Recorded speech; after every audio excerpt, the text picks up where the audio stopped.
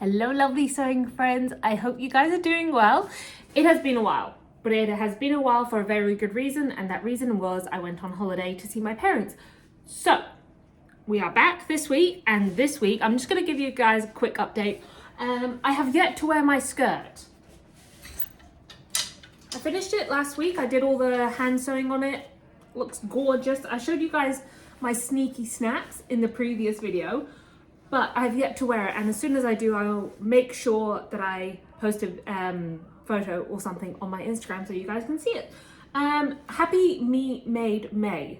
Now, for those of you guys who don't know, Me Made May is a month in May, that a lot of people in the sewing community try and wear something that they have made every day. So that people do like day 1, 2, 3, 4, all the way through May.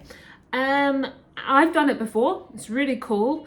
And what I found with it is I am guilty of being an outfit repeater, which isn't so bad considering I love what I make and I wear what I make. So I wanted to show you guys some of the unusual yet really great sewing tools that oh look, I got my nails done.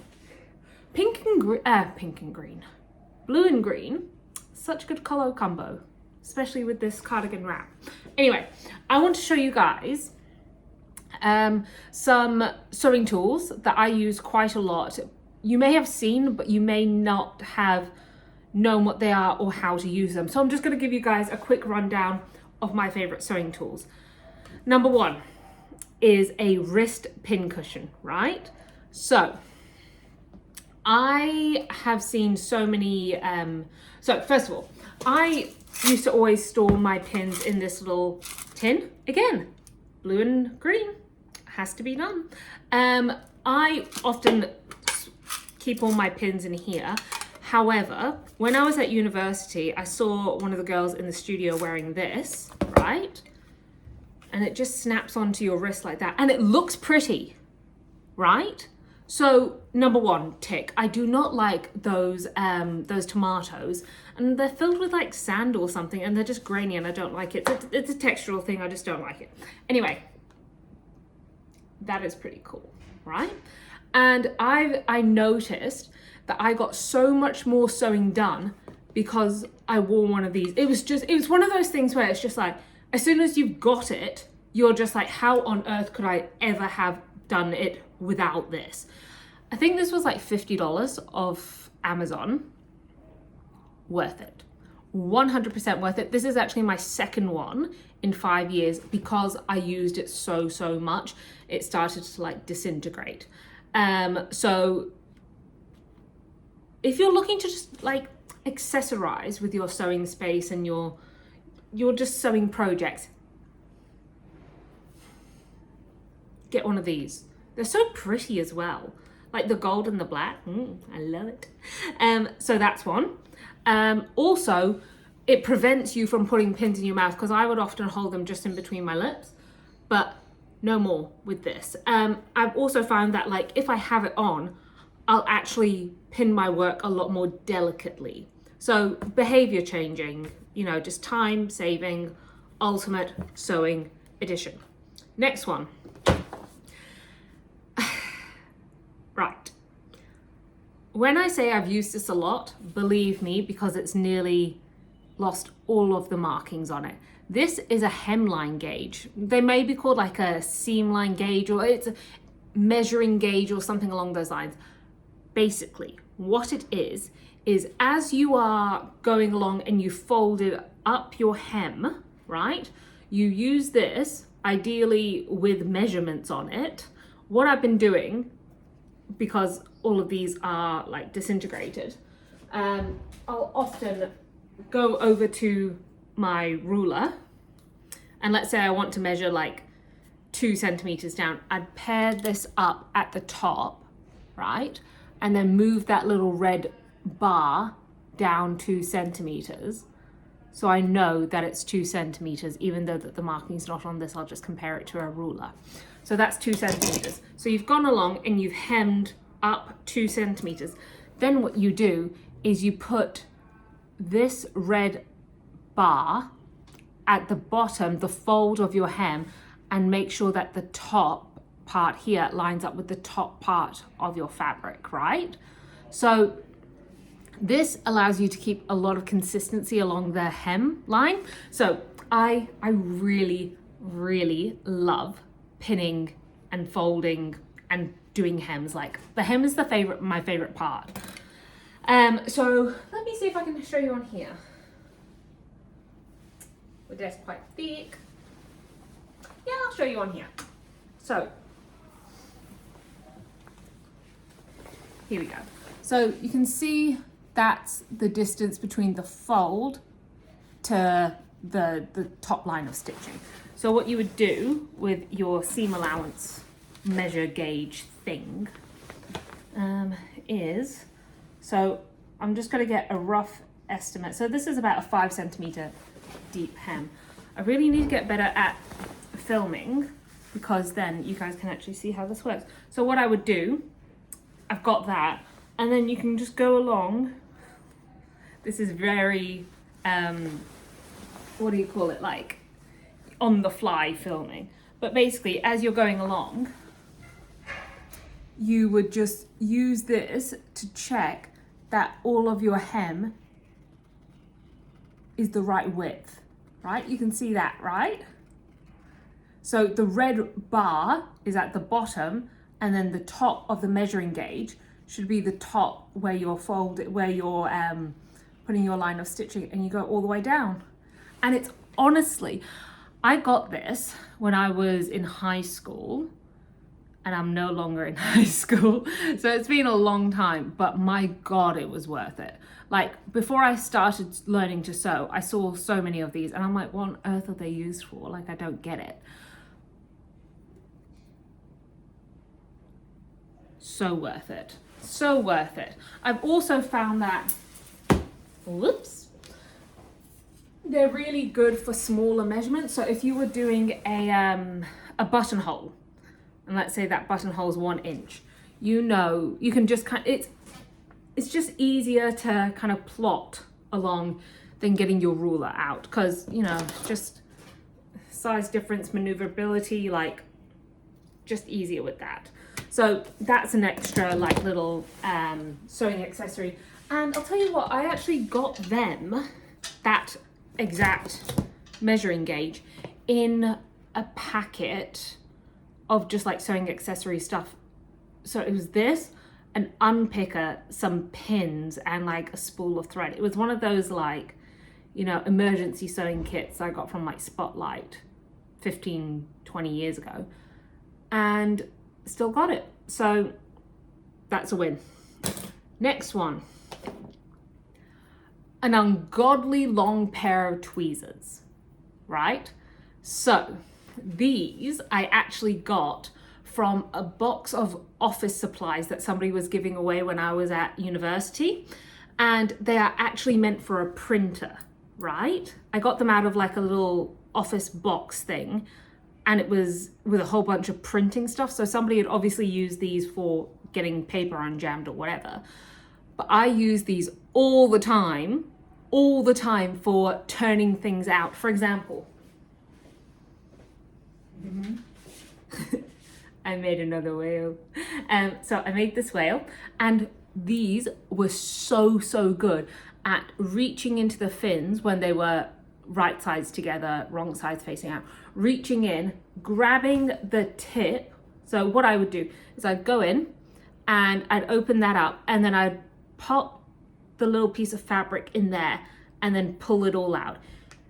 Best and easiest thing to do is get your hands on a good long pair of tweezers. These are also really good for like turning out any like straps or anything, because what I do is I get these, I put them all the way down, I then again insert push a piece of fabric in, and then I start scrunching it over. It's so useful, so useful. Also, if you have an overlocker, these are really good for like going through and rethreading if your overlocker serger becomes unthreaded. So good to have these around. Also, you can get a pair of like these tweezers. They're not as good, obviously, as these, because these are my number ones, because you can see how kind of thick they are compared to how thin these ones are.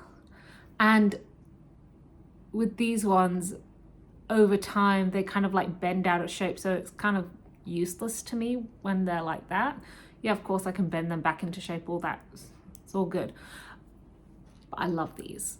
I really, really love these compared to these. Like these are useful in a pinch, lol, but much prefer these. So good quality tweezers. But you can also see at the end of these how it's kind of got like a kind of pin out, and then in the other side, can you see it? Well, you can see how there's like a valley and then this one's a mountain.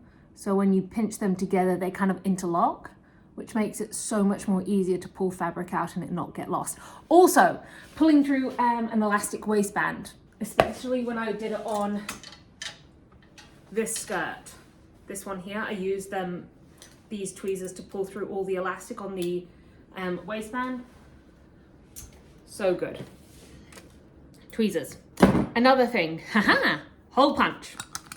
So, right, I used to just store my patterns wherever they fitted, right? So I would just stuff them anywhere and kind of like hope for the best.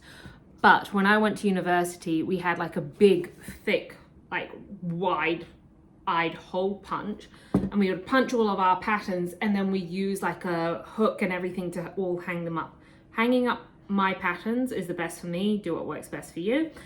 But when I graduated university, I really wanted to keep that up. So I got this. So I kind of made my own like little version of it.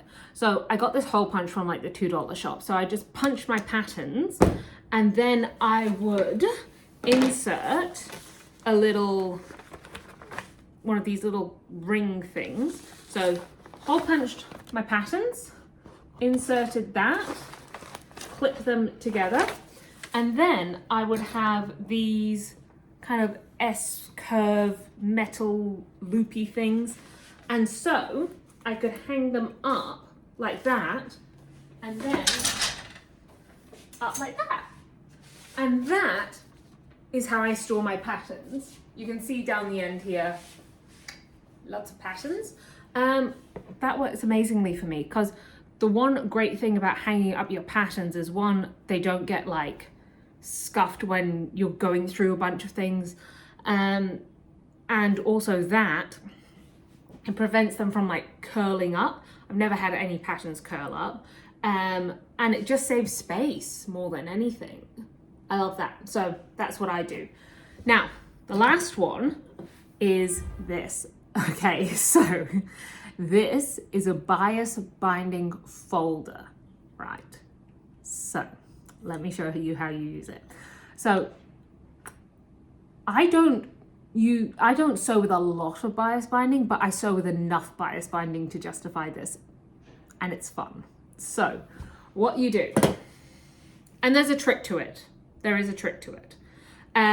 For those of you who don't know, bias binding is kind of like a piece of fabric that is cut on the bias and then it's folded. So it basically covers the raw seam or hem, whatever, facing. I think I've done a video on ways that I use bias binding, but this is how I fold it. So you get your strip of fabric that has been cut on the bias, and basically by cutting it on the bias, it allows it to stretch. It's got a little bit of a stretch with it, and so that allows the piece of fabric to go around corners.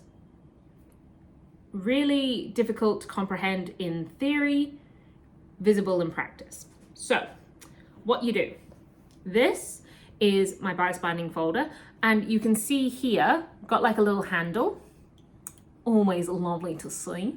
And then what we're going to do is we're going to insert our fabric into, let me just hold it a little bit more visually pleasing. We're going to insert our fabric into here and then use the handle to pull it along. Imagine it on a flat surface, and then it's going to emerge here having all been folded on the inside, because there's like a little folding device on the inside. So I'll show you how it's done, ideally. Now, one of the tricks to using one of these is to cut your bias binding on a 45-degree angle. That helps it just get started, essentially. So what you do, little point of your bias binding and inserting it into, I hope that, so I just got a 20% battery warning. So if you're still watching this, we're still filming. So you kind of shove it through there and you can see how it's emerging here. If you do find it's a bit difficult to pull through, you can use a pin and just in this gap here in the middle, just kind of pull it along. And as it emerges, see how it's got those folds in it? So what you would do then is you would get an iron and press this all as it comes out. So you can see there, it's being folded over. It's being folded as it emerges out. I think this piece of fabric is a little bit too wide for this piece, this bias binding folder, because I wrote on the back, like the piece of fabric has to be 4.5 centimeters wide for it to be folded properly through here. So I'm just gonna find my smaller one. Hold up. Maybe with this one. This one's my red one. Of course I didn't mark the back on what width it needs to be. So again, we're just going to insert it in the back and it's going to emerge. And then you can see, there we go. You can see how it's folded over really nice and neatly. Oh my God, did I just have a stroke? And you can see the middle crease lines up perfectly with the middle of this bias binding foot. So basically what you would do is you just go along and have your bias binding fold like that. And then you would iron this part as it emerges out. So you would have this on your ironing board and you would pull this along and then iron this part, move it all along, iron. You just go down like that until you've got perfectly folded bias binding. So they all come in different, oh, these are fun. So you got this one, big one, smaller one, even smaller one, mini one. Look how tiny that is. Look, oh my Lord. Which way is the camera? That way.